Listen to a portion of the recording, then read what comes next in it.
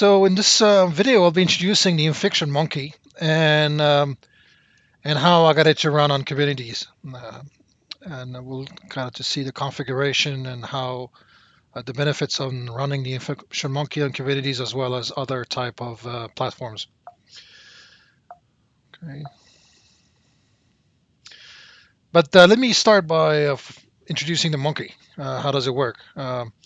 Based on the videos I've seen from the Black Hat sessions a few years back, Guardicore basically shared that the inspiration was the Netflix Chaos Monkey that was kind of created to, which is an open source tool that was created to determine the resiliency of their network and their environment by resetting all servers and virtual machines and determining how fast they can recover from that. If you want to have a look, this is the repo address. You can, but in the same manner, I think it makes sense. The need to have a monkey to determine the security posture and the resilience, your security resiliency of the network. And what we're seeing now with it started, obviously the network started in the data center, but now going beyond the data center with a multi-cloud, possibly a multi-cloud type environment. So it's very important to find a tool that is able to determine your security posture at scale. Now, if you add to it cloud native type workloads like containers and eventually serverless, now you have platforms that abstract the infrastructure, and you have much larger numbers of application workloads with containers. I mean, than that you had with virtual machines or bare metal servers. So the need to be able to automate this security posture testing is critical. I mean, uh, what Infection Monkey is, it is a breach and attack simulation tool that will allow you to do that. Now you're going to we know that there is tools like to do pen testing or to be able to find vulnerabilities like CVEs or malware in the code or in the application running in your environment. So what's the real value of why would we have Infection Monkey? And I think the goal by the Guardicore team is to provide, number one, an open source tool that could be obviously the community could contribute, and but as well as allow you to find a way of safely running these security posture testing at scale in your network in a automated and continuous manner. And regardless of whether you change your network environment, you add more apps, more endpoints dynamically, especially now with containers and the cloud and with DevOps, where endpoints and application are rolled out every single minutes. You need to have a tool that is continually at figuring out the new routes, the new network, and determining and testing and evaluating the security posture of your new topology. And that's where the real value of the Infection Monkey tool comes to play, where it will scan continually your environment and will, if a new node is created, a new application is deployed, a new containerized application is deployed, and it will work to test it according to the security testing configuration that was made. And the addition to it is zero trust assessment was added to it to test against the zero trust extended framework that Forrester has established. In addition to testing your environment against known vulnerabilities, known attacks, ransomware, in a safe manner. A lot of customers are running this safely into production. The advantage, obviously, once again, pen testers will come in at a certain time, at a certain schedule, and they will verify the resiliency of the network, but based on an established route and the existing topology at the time of the pen testing. Whereas if the day after that pen tester leaves, uh, more endpoints are added, more applications are being deployed, then whatever recommendation that was made might not be sufficient to determine the security posture of your environment. So the automation, the continuous uh, pen testing of your environment is key, and the simulation of The attacks based on CVEs is also being done. So it addressed the coverage, it addressed the automation and the having continuous testing, as well as the ability to provide different type of attacks. Now, how does it work? Well, there is an agent called a monkey, which is a safe worm-like binary. This is the one that propagates to kind of discover the whole network environment, and then allow the monkey island, which is a CNC server, command and control, to interact with the agent and initiate the attacks. Um, Now, there's a lot of videos on YouTube, so you can basically go back and have a look at the infection monkey in more detail there. Uh, uh, I think the focus of my observation when I looked at it is, the setup they had virtual machines, they had servers on Linux and Windows, they had a Docker image, but nothing on Kubernetes. And containers are great, but the thing that comes with containers is because they are lightweight and they are able to deploy application quickly with their dependencies, that you're going to have a lot of them. And the biggest challenge is managing containers, hundreds and thousands of containers at scale. And that requires an orchestration platform, and the one that is most used today in every critical environment at scale is Kubernetes. And thus the need to have Infection Monkey running there. The great thing about Infection Monkey, even though if you run it in a Kubernetes cluster, it'll also still monitor your virtual machines or other or even bare metal servers that are deployed in your environment. So it will cover both. It will discover any application that is or any server that is deployed in your environment. So I basically utilized the Docker image that was made available by Guardicore, and I'll show you how the download works quickly.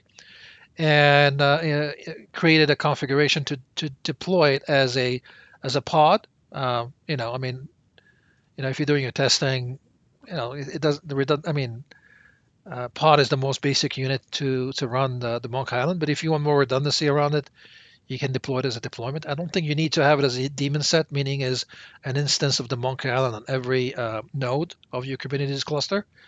One node is enough, and it will discover everything from there. Otherwise, your topology will get very complex. But the key is when you run the Monk Island in a container image, you also need to run it with a database, a Mongo database that stores all the Monkey Island data. So that's I have to find a way basically to get the two to working together. Um, and since it's running, it'll expose itself as using a UI, uh, which I'll show you in a minute. To provide when you run Kubernetes and you have a pod of deployment, it is an IP address. It gets assigned to each pod, but it's ephemeral. So in case that pod gets terminated, it may uh, be assigned a new IP address, and thus the need to expose your Monkey Island pod or deployment with a service. Preferably a node port or load balancer. I'm using a node port because it's load balancer may cost money.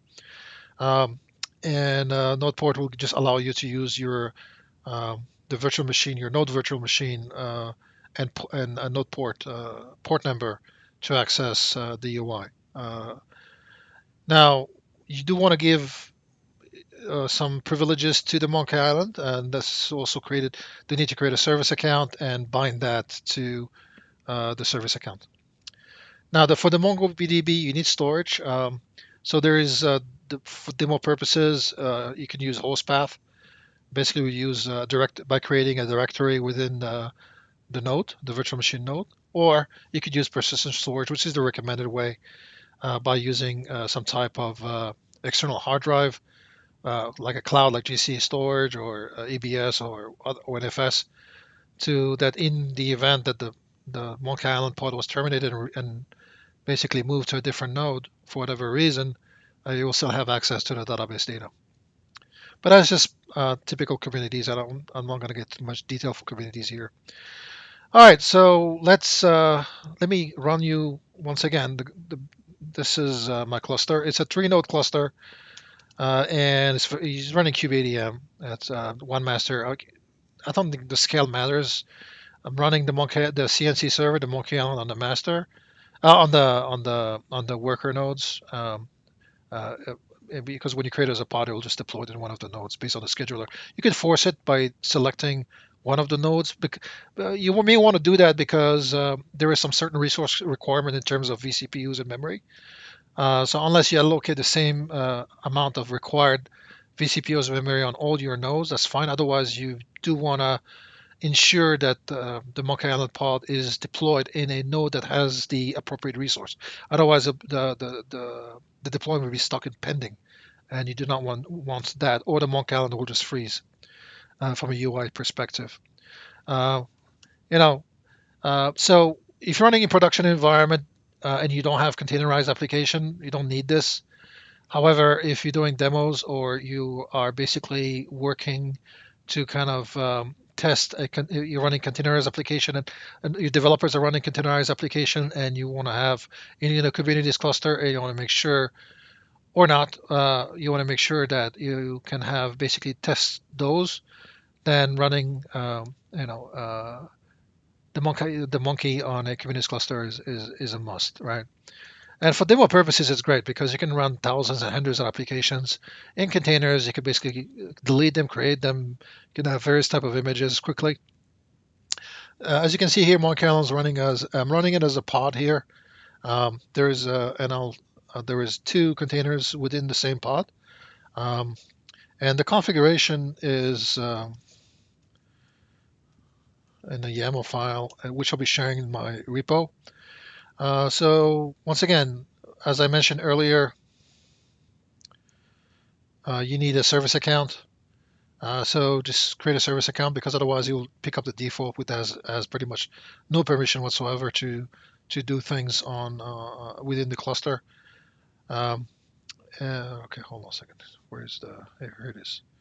Here we are. So you also need a service. So this is the service. It's a node-put service, but you can use load balancer as well, or if you wanted to. It's not a problem. It's pretty straightforward. You just have a selector to have a tag that will match the tag of the Monkey Island pods in case they're deployed. The port is 5000, so you want to expose that from a container perspective, a target port, and the node port is the one that be using on your node virtual machine IP address and the node port number. Okay. Now the Monkey Island I'm running it in the pod. Once again, you can have it in deployment. It'll provide that as well. Um, the name you want to call it Monkey Island. This is per guidelines of the setup manual. You want to create labels as well in case you replicating the monkey or using deployments. This is the service account name. This is the account name that I'm basically creating, and the configuration it will follow. And you only need to have two containers. And I tried running them at two separate pods, but it doesn't work. So you need to have a multi-container pod. And the first one is obviously the Monkey Island. Now, the image will be the Monkey Island Docker image that you'll download from the setup page, and we'll get to that.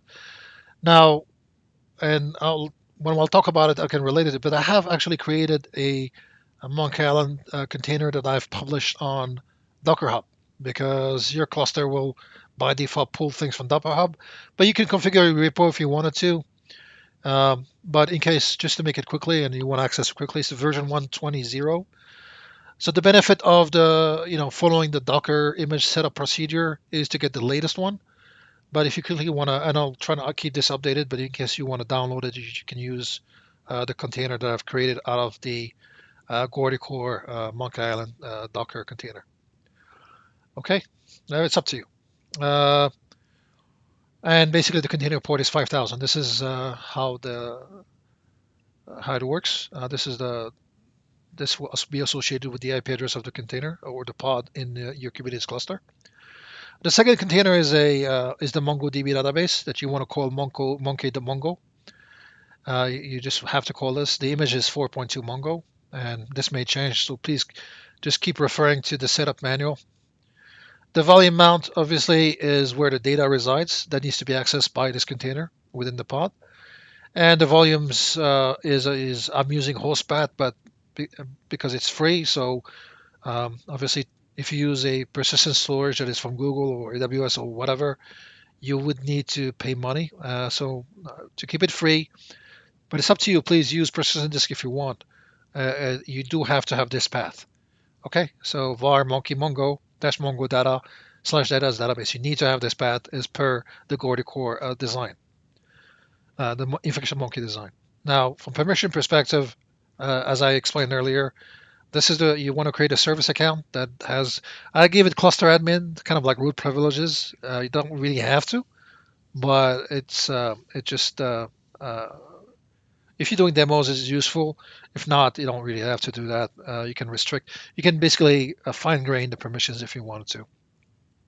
But just make sure that you mention the account name here in your pod or deployment configuration. And that's pretty much it. So this is the adaptation that I've done for the to be able to run the infection monkey island in a Kubernetes cluster. All right. Now, if you describe the monkey island pod just to get more info, as you can see here, okay, it's running. The container runs at port 5000, and but I'll be exposing it with a service. As you can see here, it's using the host path from monkey data. Okay, that's pretty much it. And the service account is being used here. Okay, for this, that's a secret. All right, so now let's move to the Monkey Island UI. Now, from a service perspective, this is it. It uses port. There's a port map that happens, especially when you use containers. For the pod, it maps the port, the container port of 5000 to the service port that is 30,007 to exit it from externally. Now, if you want to use, obviously, if you're running load balancer, the benefit is you can have public IP addresses if you have one, but I'm running this on my Mac, so for demo purposes or for general purposes, I think it's good enough. All right, now let's go to the UI. Okay, so before I go there, once again, this is a community project, open source. All the data, all the information is on the Guardicore Monkey GitHub repo that you can find. Obviously, there's a community contribution here. And there is a setup page link here. There's documentation, there's a setup page here, which opens up to this. And as you can see, the option, you can put it on a Windows virtual machine or server, Linux, you can run it on the cloud if you wanted to. And this is the Docker part because you need to have a container image. And once again, it doesn't just allow you to download. Here will tell you which MongoDB database you need to get to, but in case you're running a Kubernetes, you don't have to worry about this. All you need to do is just extract the container image by first downloading, registering to download the Docker, and then it will allow you to have the tar file, which will extract and then publish the Docker image on your device on your laptop. Okay, so this is why I've published the DNJ08 Monkey Island container, because you don't have to do these steps if you want to quickly want to test this. But otherwise, please follow this procedure just to get a container image. Don't worry about anything else. This is when you want to run it as a container, but it's a lot easier to run it in a Kubernetes cluster. All right, now,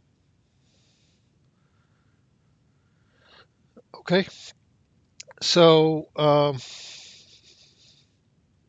when you basically download it will look like this. It'll be a tar file, and basically you just use the tar command. Just follow the instructions. The Docker load command allows you to generate the Docker image. That will go straight in the Docker images. So when you do a Docker images, it will show up as Guardicore Monkey Island version. It will give you the version number. Sorry, I said 120. It's 112, not 120. For whatever reason, I made a mistake.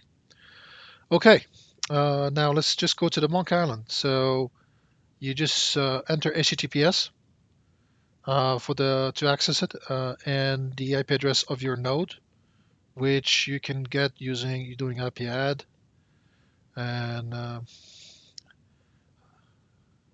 basically you can get it here, and add your Kubernetes service node port 30,007. If you're using a load balancer, it might be something else. It'll be the external facing interface of your load balancer. Um, but that's basically how you want to access it. Now, just a word of caution: when you deploy your Monk Island, it will have a self-signed certificate. There's ways of getting around this, but you'll get an HTTPS error saying that it's unsafe to browse. You're just going to have to bypass that when you're using Chrome or Safari or whatever browser of your choice. Now, if you want to create your own certificate, self-signed certificate, you could do that and just follow the documentation. Sorry, the documentation page here to if with the user provider certificate. Just follow this if you wanted to. Now, you're just going to have to enter any username and password. Just make sure you remember it. The recovery procedure is not that straightforward. I called monkey and a password, but it could be anything. And you just log in. Now you can run the monkey off the bat right away. You'll discover your environment automatically, or you could basically choose to configure it. And the configuration is you configure the type of MITRE attacks that you want to choose. It'll tell you which ones are enabled in this green color and which ones are mandatory to have to run. So it's pretty extensive in terms of the amount of attacks. Some are Windows specific, some are Linux, so it's up to your choice. I guess just save some CPU cycles. If you don't have any Windows platform, you could remove that, but I suggest that you just leave it. If you click on to disable them, you just click on this. Well, once again, you could find that information online. And to submit, you just click submit. The exploit as well, the type of CVEs you're looking for, the attacks, and to exploit using certain user credentials or password lists. The network is kind of interesting because if you want to omit some devices that you don't want, you could basically use the blocked IP. Otherwise, a local scan. If you have multiple subnets and a network that is segmented, you could basically the hop count. And I do this because I'm using Calico for as a CNI for the network, which kind of run really good with Monkey Island.